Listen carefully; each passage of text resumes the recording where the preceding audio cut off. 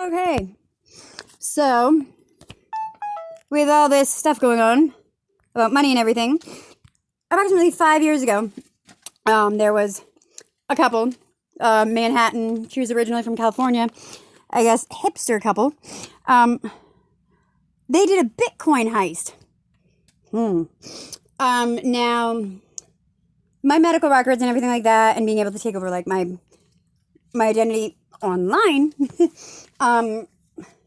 you could therefore get ION, which is global Citibank, my hedge fund.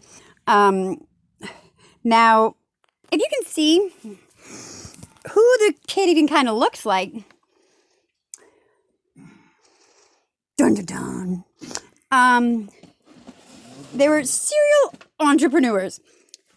I believe that's what Betsy said that she was in what, Prime America. Okay. Now, it said the girl's name is dun, dun, dun, dun, Heather. So I guess they're, solves that. Okay. They started with millions in stolen money, but were faced with laundering billions as Bitcoin shot through the roof. They describe themselves as serial entrepreneurs, focused on Bitcoin technology and the B2B space. Kind of like BGB, Baby Go Babbles. But prosecutors say the only business they seem to be doing was laundering stolen money. On the surface, Ela Lichtenstein, 34, and Heather Morgan, 31, seemed like an enthusiastic hipster couple trying to make it big in tech. But federal prosecutors say there were secret criminals sitting atop a huge cache of stolen Bitcoin, BTCUSD, whose value was shooting through the roof. They were arrested Tuesday morning at their Manhattan... it's gone on there.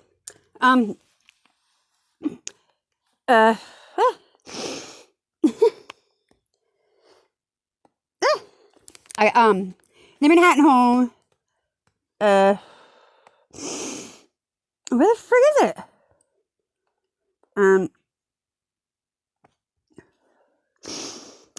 Now I gotta see the original version. It says that it started 5 years ago. 6 years ago, I was kidnapped on December 31st, 2015, by imposter Hernando County, or Brooksville police,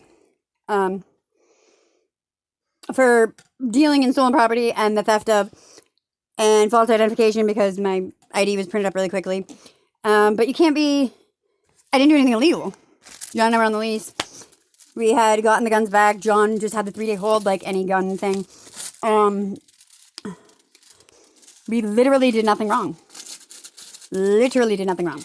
The person who had stolen the guns from me at gunpoint then made my parents and my sister press charge against us. So the person who came and stole the guns at gunpoint in my home, after I got them out of pawn, because they just kept saying, "Oh, you stole them for nothing." I'm like, no, John was starting a job. Roofing, it was around Christmas. I wanted to pawn them for something that I could get them out. I'm not stupid. I'm not going to do it for something I can't pay. And if I was going to sell them, I'd sell them for a hell of a lot more, and you would not be finding out about it. Now, then she decided to come back later that night and demand my son be given to my sister. She called. I went to go up to pick my children up because they weren't doing anything wrong. Went with Mike Sasbon. He'd set it all up to have me arrested on New Year's Eve, which I forgot. It's water under the bridge, but it's very, very, very important, John, who Mike Sasbon had you go out on a date with that New Year's Eve.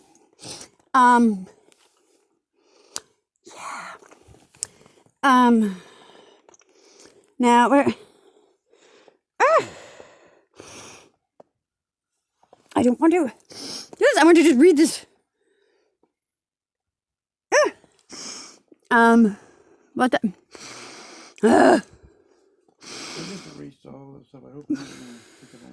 No, I'm just trying to read the...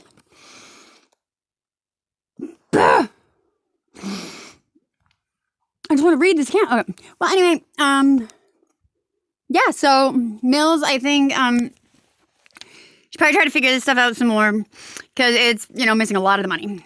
Yeah.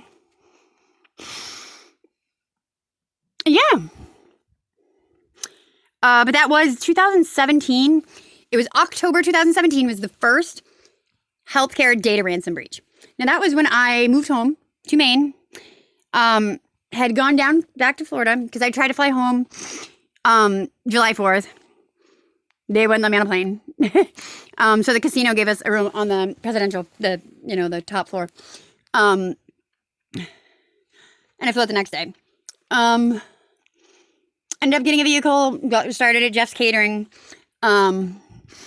Needed a vehicle, could go to Damascotta.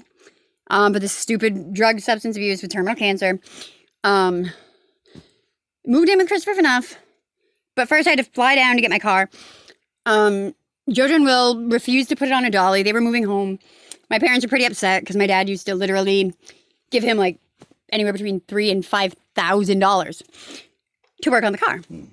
Because of his cancer coming back, him having surgeries, the family and stuff like that. My parents paid like $4,500 outright. So I owned my car from Drinkwaters in Florida. Brooksville, which is now My USA Motors.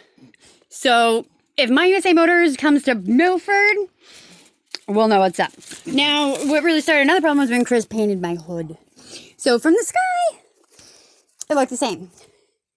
But from the passenger side, you knew which car was mine. And from the back, I had the Cracker Kitchen sticker, a pink camo one. But I crashed my car on my way up because Will and Jojo said the car was not safe. My parents got really upset. The year before, the day I was released on illegal probation with no DOC number, meaning John never violated either, because we both would have to be on probation. And I was on drug offender felony probation for a time-served misdemeanor tinfoil with cheese paraphernalia charge and expunged grand theft from January that year.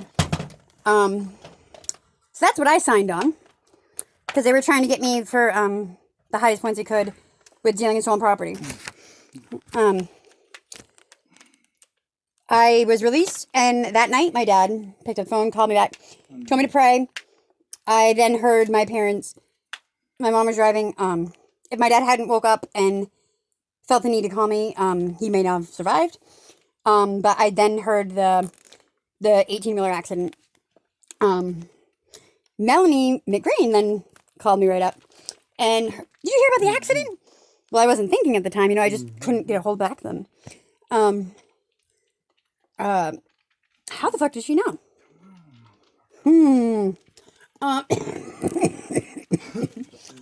Now, Jojo and Will, I guess they ended up saying that it was an act of God. Because if you hold your CDL, if you're in any accident, even if it's blatantly not your fault, it is legally your fault. You are legally held responsible. But it was an act of God, so nothing on my mom's record. So then Melanie, therefore, blamed me, apparently. Well, so that truck had been somewhere where they could have had access to it at the time. He's a very good mechanic, but, I don't really know. On my drive up, because I flew down with James Nason, we were pretty much over. We drove the car back. It was my Ford 500, the most beautiful thing. 3 tanks of gas from Florida to Maine. It's the family, like the dad going through midlife crisis sports car, but for a family, like family sedan sports car. So it had pep. It was a nice car. Get up and go. Yeah, big luxury, but get up and go. It's like a rape date. And but as well. So then when I was going into New York from Pennsylvania on one of the back roads, back highways, if I was in the other lane, I would have been sucked under an 18-wheeler. The strut popped. Apparently, they turned my car into like Lightning McQueen. Chicka-chow. It was, my hood was popping, but apparently I somehow pinged off the truck next to me for like the car being there, pinging off my parents' stuff or whatever I had in the vehicle. Somehow it had that I was next that I was where the truck was. So instead of having a truck in front, behind, and beside me, it would have been all beside me, and I would have been sucked under the truck. Then there was a text and stop, whatever, park place. Pulled in there, ended up getting AAA, got brought back into Pennsylvania. Went to, I can't think of it. I was going to drive me crazy. Well, this, garage that I would normally go to. But I went to a Best Western. Betsy Peasley was apparently at this Best Western at the same time. She posted pictures and everything. And I got on the road the next day. Took off, but I was watching Orange is the New Black. That's why my apologies to Hernando County and to Calhorn. Beep beep. Calhorn. I never claimed to have any sexual relations with that guard ever. I did, in fact, watch a lot of Orange is the New Black, though. So I just wanted to get that out in the air. Yeah, I never did that. But that guard did attack me in my home up here. So then after that, my car, there was in Passadumkeag. I was going over the Whistling Bridge. They had, the people that lived at the house in the corner had raked everything into the road. There was about 6 inches of leaves. I lost control, hit the pothole, could only go completely right or completely left. This is after we were told that the struts, only one had been replaced, not both, and all the other stuff. I went around. I then went off the road. There was leaves, but there was a tree on the ground that went straight to like the bottom of the telephone pole. So it was like I was on a train track. I was going right to that pole. Woke up, Dale and Carrie were there.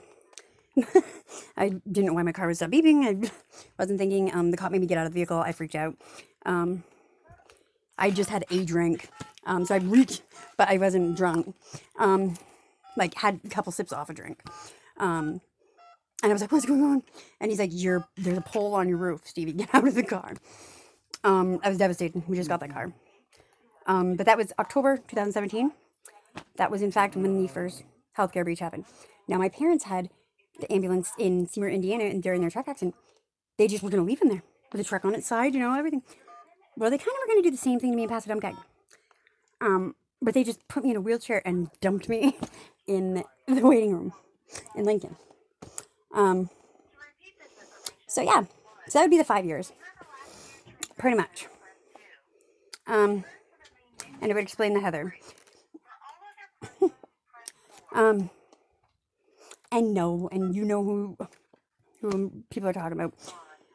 Yeah, if I had something to say, I would have said it to you in Lincoln. But that explains that, and Mills, it really, really doesn't look good because Gary is my uncle.